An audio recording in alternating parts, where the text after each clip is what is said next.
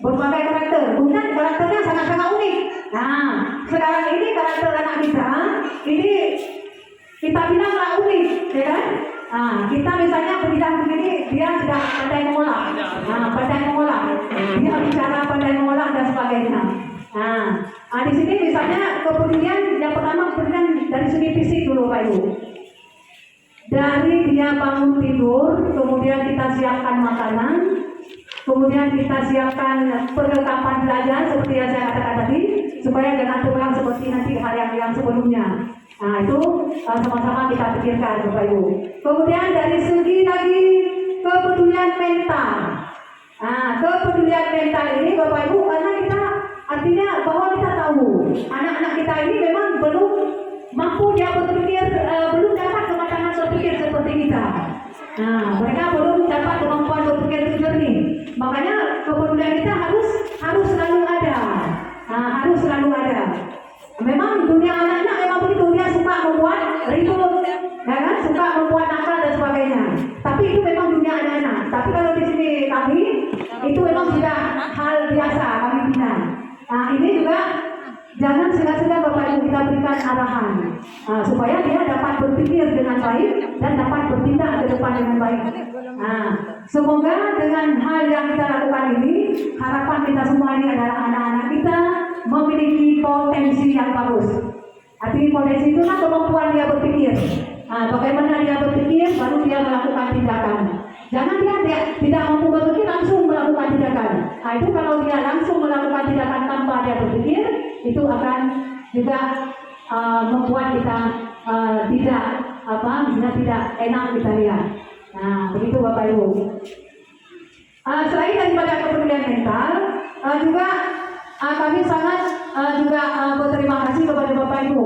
Apabila misalnya Bapak Ibu nanti pada suatu saat ada misalnya pemberitahuan, ini apakah pemberitahuan menyangkut dengan hal-hal masalah misalnya proses pembelajaran, ya, sampai undangan dan sebagainya, itu mohon Bapak Ibu untuk meluangkan waktu hadir kemari.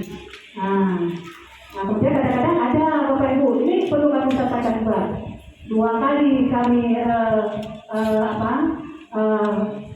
keluarkan surat 2 kali, tapi tidak pernah kunjung.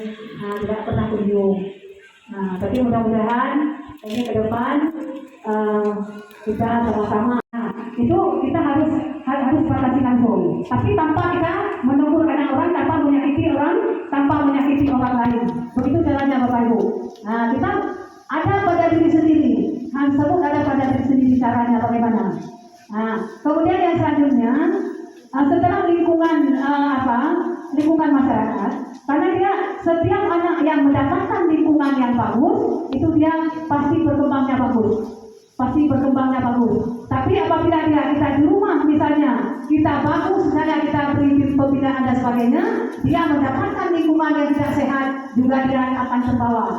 Apabila kita tidak mengatasinya, akan terbawa. Pada suatu saat akan terbawa. Apabila kita lalai dalam untuk memperhatikannya. Kemudian yang terakhir Bapak Ibu, yang ketiga, lingkungan sekolah. Kalau lingkungan sekolah itu pulangkan kepada kami Bapak Ibu. Lingkungan sekolah pulangkan kepada kami. Yang pertama dari pihak kepala sekolah dulu. Pihak kepala sekolah, pihak Bapak mau pensiun.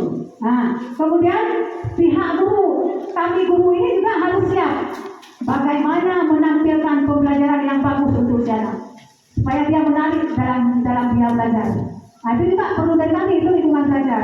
Kemudian dari segi penyediaan laboratorium komputer itu kami lengkap insyaallah. Kemudian ada perpustakaan dan sebagainya. Kemudian juga pribadi kami guru. Pribadi atau kepribadian seorang guru itu kami juga harus menampilkan sebagus mungkin supaya anak-anak bisa mencontoh.